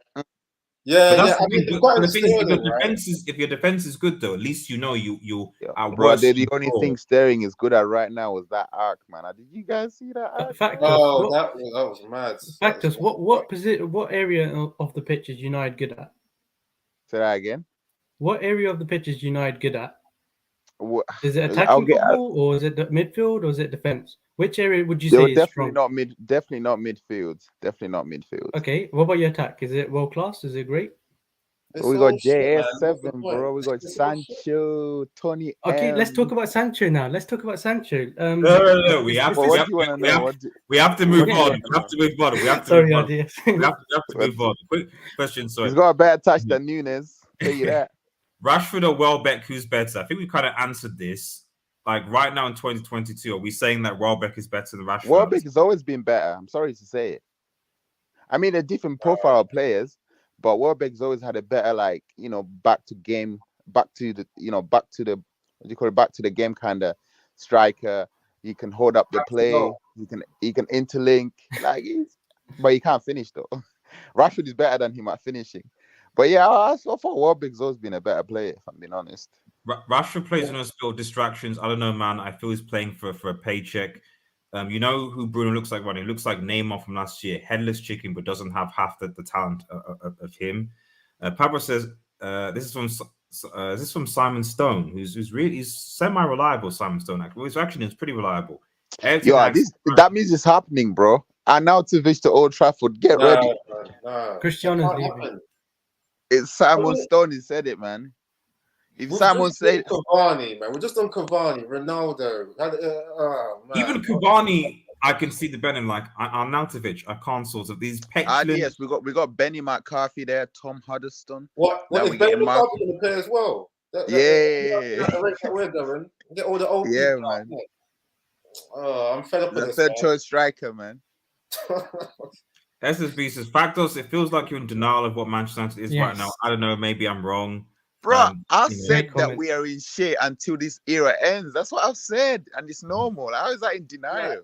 It Ralph kind says of that we sounded need like you were defending the board a little bit there, Factor. King Stash, bring back Greenwood. No.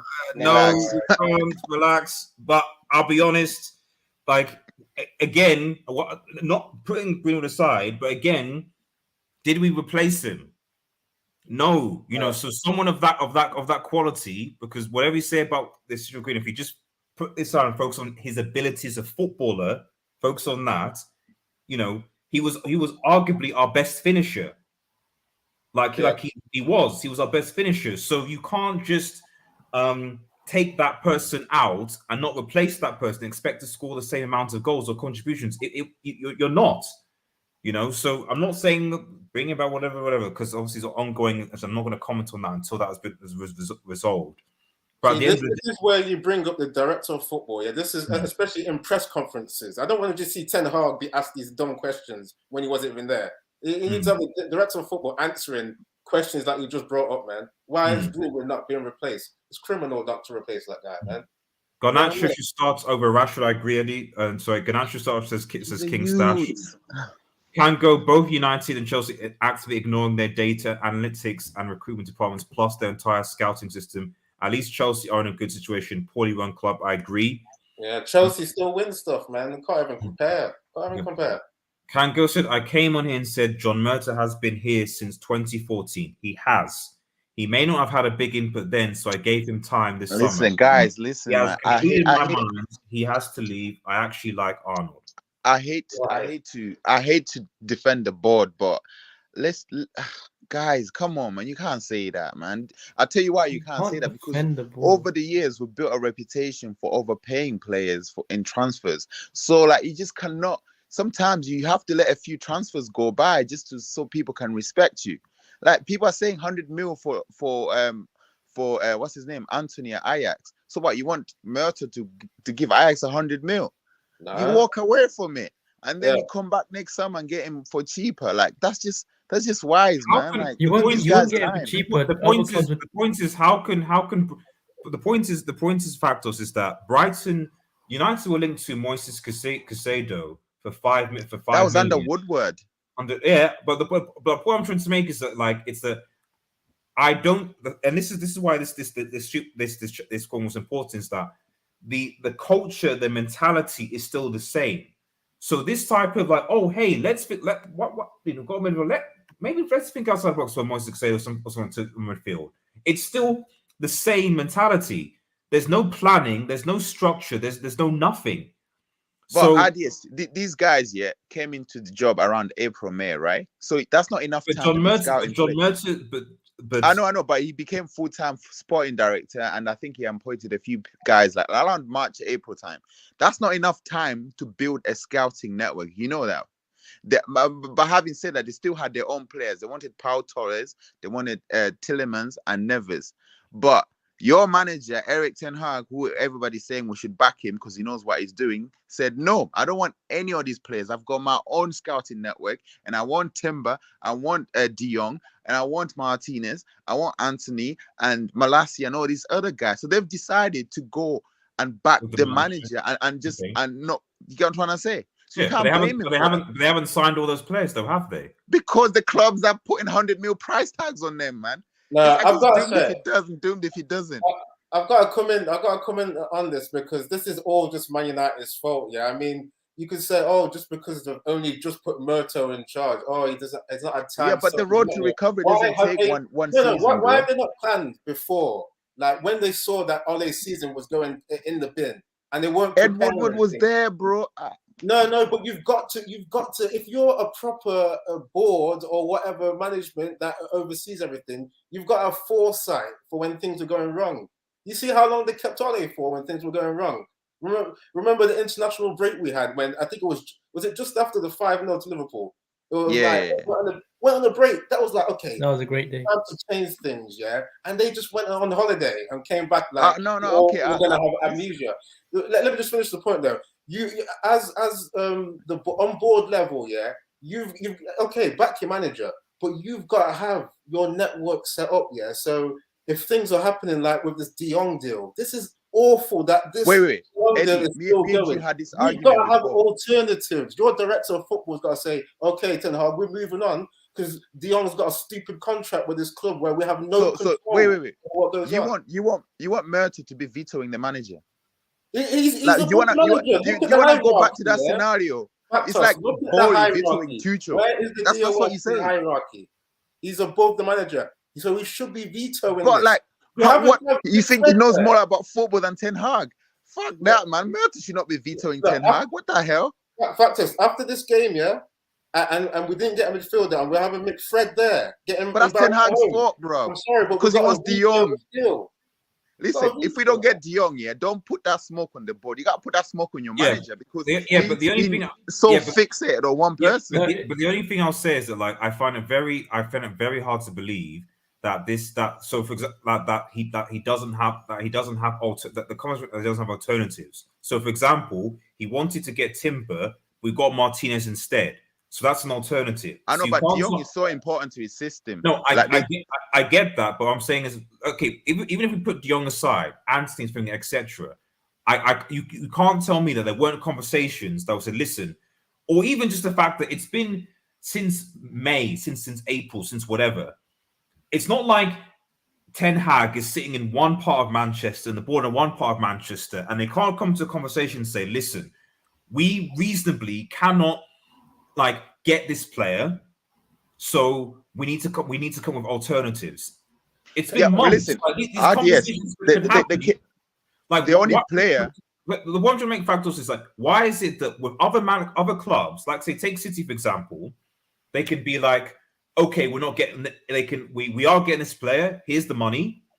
Oh, Brighton or whatever wants X, Y, and Z. We're not going to go above 50 million. We're going to move on and find someone else. I'm sorry, but you've been very disingenuous, bro. Very disingenuous, because even City and Liverpool, yeah, they have certain type of players that they are happy to go for plan B and plan C, and certain type of players where they will not budge. Like, we get this guy or not. So you're right with Pep when it comes to Cucurella. Like, this man at 150 mil for him. Nah, fuck that. We're gonna go for another left back at Anderlecht, yeah.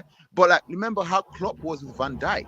He didn't go for like the second best centre back in the league. It's like, no, I want Virgil. He's so important to my system. I will wait till January to get him. You know what I mean? But for other players, they can go for plan B and C. The point I'm trying to make is, why is that multiple players as though? Why is this De Jong though? Yeah, with De Jong, I get the De Jong argument. I agree with you. But remember, wanted Timber. We pivoted from Timber. Yeah, but what I'm talking about is, I'm talking about Anthony. I'm talking about a striker. I'm talking about a right back. I'm talking about, why is it? Bruh, we've been linked with Gepko and Shesko as alternatives to Anthony. Factos. Why is there no alternatives to Anthony? Why is there no plan B for De Jong? Yeah, if Ten Hag is this, because De Jong is our Van Dijk. No, hold on. If Ten Hag is this developmental manager, why is it just De Jong? Like how many players like Van Dijks are out there, bro? How many players like Van Dijks are out there? Exactly. That's why Klopp wanted it. This is the thing, so it's either wait for De Jong or try and develop the squad we got anyway. So you might as well be looking for alternatives that are better than McFred.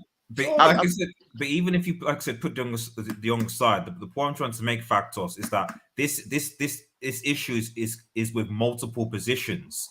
So the point I'm trying to make is that you're right, we can limit to Sesko. Okay, that's cool. But the point is that could have still been done earlier.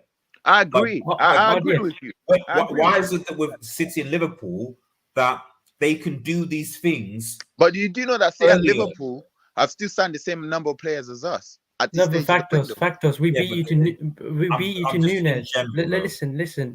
We beat you to Nunes. Yeah, we had to step away when you don't drop the 100 mil. And also, Liverpool used their January transfer window. They brought in Luis Diaz. Fair enough. Did Manchester United use their January transfer window? We didn't have a manager then. Listen, I don't know why you guys got me defending the board, but I just feel like sometimes, like, you're the one this new board, you gotta give him time, bro. Like, you know what I mean? It's a new structure. You gotta give him time before you start slandering them, innit? But that's all I'm saying. There's such a thing as criticism. We'll agree to disagree. I mean, and this is why this is good. It's good to have diverse opinions because I know, but you got me advocating. You know, my mentality is like, if somebody's like getting not bullied, but like just people ganging up on him, I'm just naturally gonna defend them, innit? Do you know what I mean? Doesn't mean I agree with him fully. But Factus, whenever it's United, you back them blindly. That's what I've noticed. The thing My is, guy, every time I argue with I you, just told you like, that the first half listen, was listen. rubbish. I said Sanchez is Sancho is a fraud, right? And you were like, well, just one game. What do you mean? The whole season, last season, he was a fraud. Like, Fam, you can't judge somebody based on one season. Thiago was a fraud in his first season, bro. I'll finish with this. Like Mega makes a good point actually. No English player is going to get benched because of the World Cup. That is the country right there. Like, and to be honest, I want to come back to his comments because, as Factor said, just going full circle because you were like I think you said earlier that if McTominay, Maguire, and was it McTominay, Maguire, and Shaw continuously play till the end of the season, Ten Hag is probably not going to survive. Or you said I said I'll stop backing him. So you can't say that I support my club blindly because I said I'll stop backing the manager. Stop backing him. This for me is possibly the reason as to why you'll probably see them playing till December, because I could be wrong, but there'll be external and internal pressure that Rashford, that Maguire, Sancho, that Luke Shaw have to play consistently in order to get ready for the World Cup. I would be very if he drops them, I'm like, okay, fair enough. Ralph at least dropped Rashford for Elanga. Not that Elanga was much better, but he was still in better form than Rashford was. And Maguire was, was playing neither here nor there. But the point is that like, would you? And this will be the last question. This will be the last question I asked everyone. Just quickly one, and we'll finish. Do you think that Ten Hag? Okay, assuming United don't sign any players, or even God forbid sign Arnautovic, do you think that Ten Hag will change the system, the players, something based on what he's seen today, or do you think he will continue to persist with the status quo and hope for better? So Chainsaw, Factos, and then round up Eddie. So Chainsaw, go. Okay. The first, just before that, just one thing to Factos, right? Chainsaw. No. Just one thing. Yo, we got United Forum tomorrow, man. Yeah. Listen, I just seen my team lose, bro. I'll save it for United Forum. Tomorrow. Yeah, go on. Okay. So will he change the system and the tactics and the players? I don't think he would change the players because the players I think have more power than the manager at your club. So Sancho's and Rashford's and so forth will play because of the World Cup. System wise, I think he might change it to a 4-3-3. I think he is in my opinion, he's a good coach. So I think he will see that the system needs a little bit of a change to try something new, considering the performance today. And the final thing I would say is the Cristiano saga, because I think he's leaving, and you're getting Arnautovic is coming in. CR7 is leaving. CR7's leaving, so it's gonna get a lot worse. So his system and tactics will have to adjust to the new player. Factos. So as a question, are the English players going to be benched? No. The question was, do you think that after this, do you think that Ten Hag will change things, whether that's player personnel, tactics, I feel like. Or do you think he'll try and maintain the status quo and hope for better? Yeah, I feel like we would definitely see changes in personnel because I feel like this guy has been. Remember, like in his first press conference, he said that. Yeah, he heard everything that Ralph said and every person that's been associated with United, but he's that kind of guy that wants to make his own conclusions on everything. So I feel like him giving chances to these players who were the main players last season, he wants to assess for himself whether they can actually fit the system rather than listen to Ralph or anybody else associated with Manchester United telling him that, you know what, sure, McTominay and these guys can't do it, because he still thinks he can improve players. And speak to a lot of the Ajax fans, they'll tell you that he improved a lot of players that they thought were completely dead. So I do feel like he's giving these players enough rope to hang themselves with, and he will I'm not sure about the system, but he would definitely change the personnel. And that's why I said that if he's still persistent with McTominay and Luke Shaw, specifically those two, I can live with Maguire. I'm not supporting this guy. I'll be the first one to hashtag Ten Hag out, because I'm tired of these guys telling me that these guys can ball in my midfield, man. When I pay money to go watch him at Old Trafford, so they can go and fuck themselves, as far as I'm concerned. So yeah, I do feel like he would definitely change the personnel, and I think things will get better. That's why I feel like I was so conflicted, because the first half was so bad, but the second half was so good, and that second half lineup can cause team problems, you know.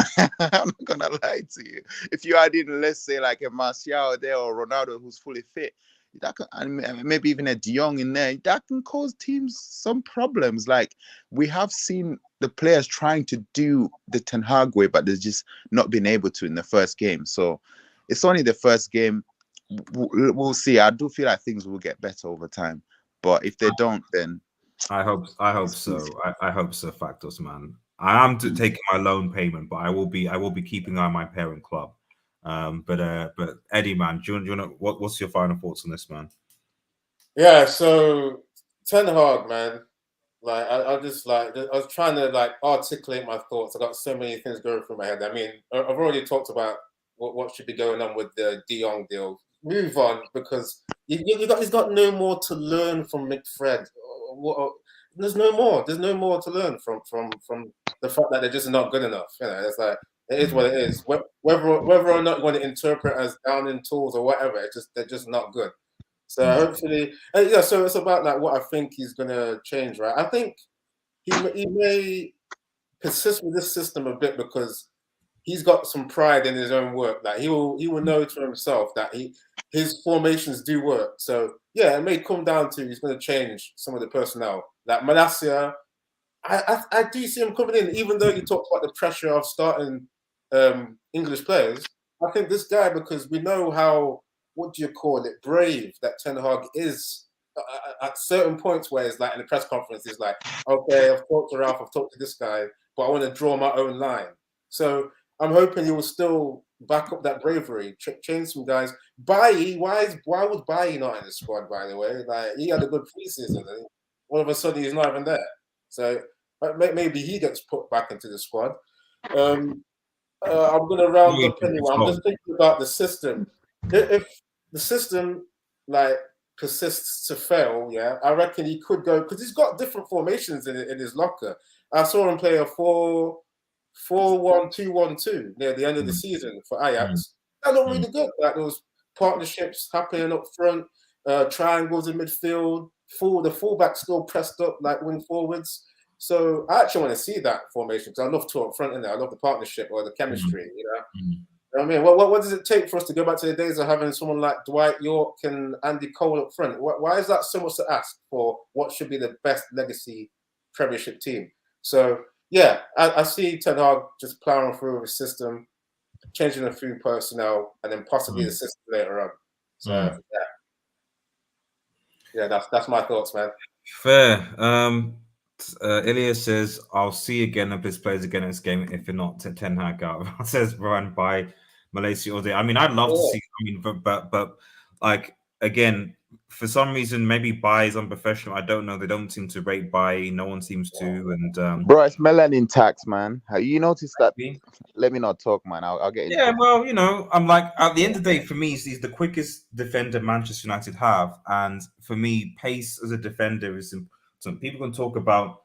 I'm not one of those guys who's like, oh yeah, he has to. His distribution has to be world class, or he has to be able to like to be a really good defender. Like, oh, his ability on the ball. It's like, no.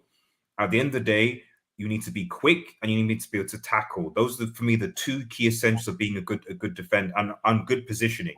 Those are the three key things. If you crap at all those three, I don't care how good you are on the ball and distributing the ball.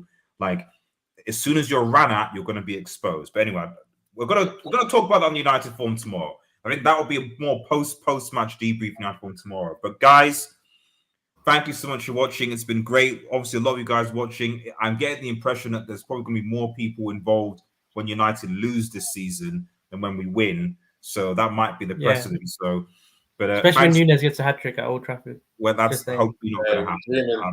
I rebuke Hat-trick. that. I rebuke that. I rebuke Or that. when Fred robs Allison again. Yeah. Okay. Thanks, Eddie. You'll Thanks, be Jay. humbled, Factor. Thanks, Factors. Make sure you head over to Eddie's channel as well for those that are watching, and make sure that you go and subscribe to Eddie's Football Waffles. I'm sure you'll put a football. Be bringing up a football waffle tomorrow, or the day after, to break down this interesting game.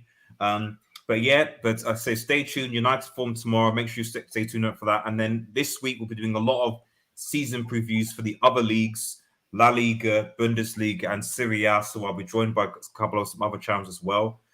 Take care, everyone. Have a nice evening, and cheers. Peace. Peace.